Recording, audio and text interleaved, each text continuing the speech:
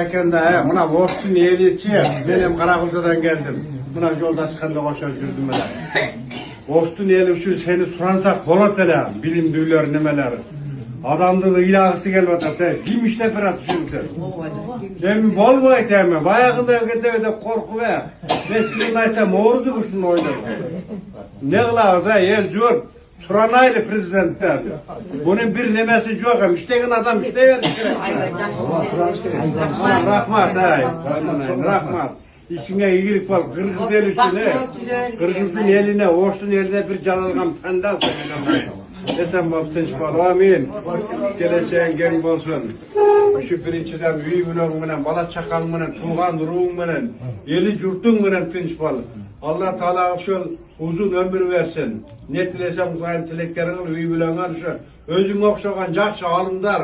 Kırgız'ı oylagan, tuğan ruh bala çaka çıksın. Amin.